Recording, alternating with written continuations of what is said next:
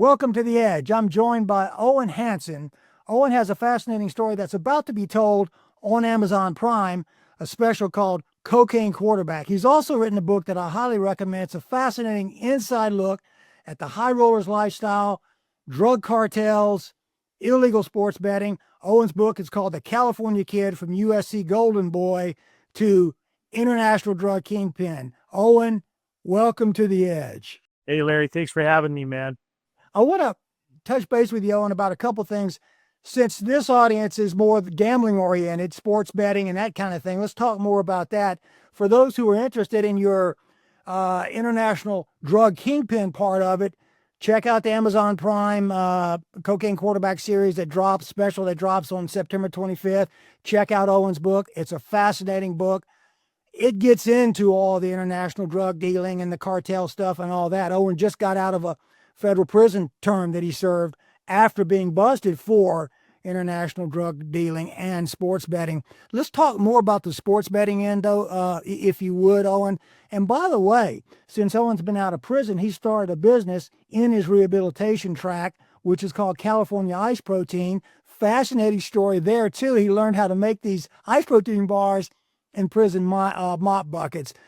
But Owen, when you look at the sports betting world, which our audience is interested in, there's an illegal end to it.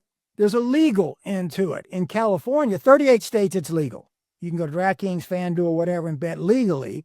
Most bettors like me, they're recreational. They're $35. I think that's about the average bet, $50. You can go to those sites. You can go to Las Vegas, where you have been and go frequently. But then there's the illegal end of it. California is not a legal sports betting state, but even if it were, there would still be people who handle big bets. You can go to any bar in Las Vegas, in Los Angeles right now and place a bet. But then you've got people like you who handle big major bets.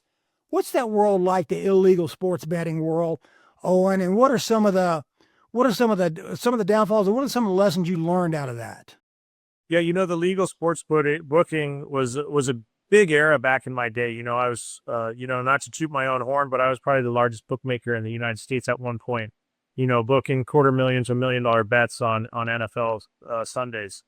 So, the times have changed. Obviously, 38 states became legal, and it was hard for me a tough pill for me to swallow, Larry. I was in federal prison. I got indicted on a racketeering charge with the entity of illegal sports betting, which is now I'm sitting in my federal prison cell, and I'm literally reading the news, and what do you see? You see ESPN with sports lines, and it was taboo before. You couldn't have a sports lines with Raiders -3 over under 44 right underneath the football game. And I was like, man, I tell my fellow inmates, I go, man, that's what I got arrested for. And now this is right in front of my face. So it was tough for me, but it became legal in 2018 on the federal level. And unfortunately, I had a couple other big entities that were attached to my RICO. Unfortunately, the drugs. It all began in sports betting, man. I was like you said, a legal bookmaker, and the legal bookmaking was great for me. I'm not gonna lie. I had NFL players, World Series closers, A-list celebrities, Paris Hilton, as you can read in my book, The California Kid. And unbeknownst to me, I became booking bets for one of the biggest cartels in the world. And I'm not going to say the name, but people will be able to understand once they watch the documentary Cocaine Quarterback. So, the world has changed as far as going from illegal sports betting to legal sports betting. You got the big companies like FanDuel and DraftKings. And I tell people, don't book your bets. Don't bet with illegal bookmakers, because you never know what's going to happen. They could end up going to prison like myself. They could end up stiffing you. They could end up sending some muscle to collect the money at your house, or sending flowers to your wife's office. You never know what's going to happen with an illegal bookmaker, because I'm not going to lie, we're modern day gangsters, and we're going to figure out any way we can to collect that money. Now, when you deal with a bigger company, a corporation like DraftKings or FanDuel, you never have to worry about that. You always get paid, because these are corporations. They have a license, and they go and they pay taxes on their money. And, they have so many incentives now. You deposit $100 and you get $50 free play. A street bookie could never pull that off because it's not doable. It's not feasible. So I always tell people now, you need to, if you ever want to bet on sports, just bet on it legally. It's legal in 38 states, or, it's a 4-hour drive to Las Vegas. And, a lot of people that now don't live in California, they can gamble anywhere. Yeah, and Owen's in Los Angeles now, by the way. And, Owen, one of the things that I can't recommend Owen's book enough, The California Kid, not only inside the drug cartel world, inside the big sports betting, illegal sports betting world, all that's fascinating. And Owen doesn't pull any punches. He's very candid about it. But beyond that is the interesting story of Owen himself. Redondo Beach surfer kid, came from a broken home, not a lot of money, extremely talented athlete. You can't tell with Owen sitting down. He's 6'3", he's well built, he's got a 37-inch vertical jump, very athletic guy. Went to the University of Southern California, elite major private university, high-end profile sports, volleyball player, played on national championship teams for the Trojan football team under Pete Carroll, who now is at the Las Vegas Raiders. So Owen's own story, personal story, is fascinating. But then Owen gets into the whole issue of drug dealing and sports betting, illegal sports betting. One of the things you mentioned, Owen, that I found really interesting about your book is that aspect that you talked about, which is you're dealing with multi-million-dollar sports bettors in California illegally and around the globe with the cartel. Paris Hilton, others you mentioned. But one of the interesting things in your book, which really is sort of riveting, was confronting people who don't pay. Like you said, knock on the door. You got $1 million guy who places $1 million bet on the Super Bowl. He says, I'm not going to pay you. And that's a whole new path you have to go down. What are some of those experiences? I mean, that you've got some colorful characters in that world too. Mob guys. Yeah. I'm a big believer in if you go into a business transaction with someone and we agree that I'm going to book your bets as a bookmaker. And if you win as my customer, I'm going to pay you. Come Monday morning, you're getting paid. But in return, if you lose, I expect the same because we're shaking hands when we're going into a business deal. Now, obviously, some people don't play by those rules. And it's a disrespect if someone, say, beats me for 100 grand one week, and then the following week he loses, say, 40,000 and he can't pay me. Well, I just paid you 100 grand. So I know you have the money. So in my mind and everyone in my world's mind as bookmakers, that's considered stealing, and that's unethical, right? So, back in the day before I was incarcerated, obviously we did things a little different. Nowadays, with all the social media and cameras around, people are going to just film you. Next thing you know, you're back in federal prison. So it's a tough path to go down if you're going to go into that illegal collection mode. I had some ruthless guys that worked for me. Like you said, I had mobsters that would be fine with knocking on the door of the person's home or send flowers to the wife's office saying, hey, it's time for hubby to pay his debt. Put the fear of God in them. Obviously, never try to hurt anybody because that's when you really get in trouble. But intimidation is key in this business. And at work, I had a collection ratio, I think, between 85 and 90% in the business. And that's unheard of nowadays. I think a normal bookmaker is lucky to collect 50%. And so you just got to realize it's not worth it. It's better just to deal with the legitimate sports books. You never have to worry about these headaches, guys like me showing up. But at the end of the day, these people that are taking shots at other bookmakers, they're not in the business to play fair. They're taking shots because they want a quick score, and it's like robbing a bank. You're taking money and you're running, and that's what they do with this illegal sports books. They try to take a shot, and if someone tries to collect, they say, you know what, you're doing something illegal, I'm going to call the police. That's very common nowadays. Yeah, well, and Owen, again, please read Owen's book. It's fascinating. Making millions of dollars. I mean, Owen was high rolling. But like you say, Owen, it's not like if some guy puts a $2 million bet with you on the Super Bowl, says, hey, I'm not going to pay, you can't go to the law. You can't go to law enforcement because it's illegal. So, that's where it gets into sort of a dangerous world. Let me ask you another thing, Owen, and thanks for doing this. It's a fascinating story, and again, Cocaine Quarterback on Amazon Prime. Owen's book, The California Kid, really gives you an inside look at what's going on in these worlds.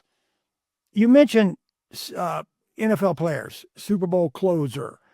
That brings up a dark underworld to a lot of regular sports bettors like me. I'm a $20 guy, and when I go bet on the Chargers and the Chiefs, I want it to be on the up and up. I want to, even though I only got $20 on the line, I want to be sure it's all fair. Nobody's on the take. It's not rigged. But when you get millions of dollars on the line, especially with illegal sports bettors taking bets from NFL players and World Series MLB players. And of course, there was a deal with Shohei Ohtani's interpreter. I know that wasn't yours, but you got all those kind of things. Does it? First of all, who would you take bets from players on their own teams and their own games? Are you willing to name some of these people? And would you take bets on their own games from them? Me personally, as a bookmaker, I believe in integrity in the game of sports. Being a Division I athlete, I wouldn't allow that. I did have, 5 NFL Super Bowl champs on my roster as far as betting. I had, 2 Major League Baseball players that won World Series. I had hockey players that won Stanley Cups. I had MMA fighters that won UFC championships. So if I ever saw those customers of mine betting on the same sport that they played, then I would have a conversation with them. Obviously, luckily I didn't run into that, so I'm blessed to say that at least everybody that was betting with me was on the up and up. But that would be a tragedy for the game. And at the college level, I believe it's definitely still possible to throw games at the lower levels, the Division twos and threes. But at the Division I don't think as much so. It's just too many eyes are on the game. Well, yeah, that's what I was going to ask you. If I fire up an app right now and place a bet, or if I go to a sports book or go to a bar in LA and place a bet with somebody, is the game rigged? Are games rigged? I mean, do you see much of that where there are people on the take? I know there have been people busted, from NBA players to college players. Even recently, some people have been busted for some prop bet issues and things like that. How what do we know as bettors that it's on the up? It has to be on the up and up. Otherwise it's going to take away the integrity of the game, and people aren't going to watch the sports, and people aren't going to gamble on the sports. Let's face it. Who's going to want to gamble on something that's rigged? You don't know which side to be on. And, I back in my era, I used to deal with a lot of wise guys and sharps, which people in the gambling industry know that a wise guy is someone that's very sharp with betting, a professional gambler. So, in that era, 2010 through 15, there was guys that would get inside information, and it would be given out to other wise guys like myself and sharps, guys that are in the gambling industry. But, since being released from federal prison, I talked to some of these wise guys, and they say, the action's just not like it used to be. We're not getting the inside information anymore. So obviously people are putting a stop to that. There was a referee, a basketball referee, that went to federal prison for, I think some points shaving, right? So, people know that if that's going down, guess what? You're getting in trouble, and you're going to be in those khakis like I am behind this picture of me. So you got to understand, if you're gonna try to cheat the system, it's gonna catch up to you in life. And as a gambler, whether you're gambling $35 or $3 million, you got to understand that it's not what it used to be, and I would assume that it's gonna stay that way. And I know there are companies out there now through the legal, the legal, not illegal, through the legal betting world, that are integrity companies that monitor. Heavy betting on some prop stuff or some micro bets and stuff like that, to be able to determine whether there's some activity that indicates there could be cheating and things like that. So yeah, it sounds like there is an effort to ensure the integrity of it. Can you name any of the names of some of the players, or what kind of relationship did you have in that regard? Listen, I won't name the names. Obviously, in the book, I talk about these players. I can't say the names in the book just out of respect to them, but my good friend Matt Boyer has just got indicted and now is going to be going to a prison next month. Actually, he basically took over my package when I was arrested. When I say package, I mean all my customers, And like I said, I had A-list celebrities and a lot of athletes. So Matt got a lot of those people and turned his bookmaking operation into, a nationwide thing as well. Bookmaking from Shogun Otani's interpreter. And now, if you ask me that, I personally think, obviously he knew about it, and hey, if you wanted to place a bet, why not place a 3-year interpreter? I was going to ask you about that. I mean, I would miss $17 from my account, much less 17 million. So you think at some level he did know Otani? Listen, if he wanted to bet on a soccer game, what does it matter? Let him bet it. It's not like it's going to affect his wallet or affect his career in baseball. It has nothing to do with his sport. Owen, man, I appreciate you taking the time. I know you got a very busy schedule. Your rehabilitation, your comeback story is fascinating. Uh, the cocaine quarterback on Amazon Prime, your book, California Kid. What do you want to say before we close it out about your next step in life, where you're headed now, Owen, and how you've gone from this high rolling, million dollar a day uh, drug trafficker and illegal sports bookmaker to a new path in life. What got you on that path, and where are you going now?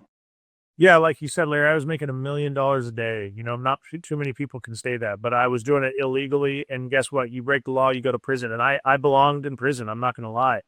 And I'm showing remorse. And obviously, I'm hoping people believe in a second chance because, yeah, I cut corners when I was, having that crazy international playboy life I had. But now I understand that slow and steady wins the race. And that's my message to anybody from the youth to professional athletes, slow and steady. If you cut corners, you're going to go where I went. And it's not a fun place.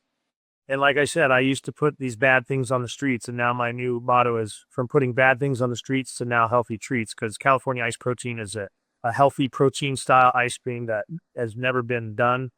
And I feel that people are going to enjoy it and enjoy a second chance. And this is what this is. This is a comeback story, and I hope everyone can be a part of it.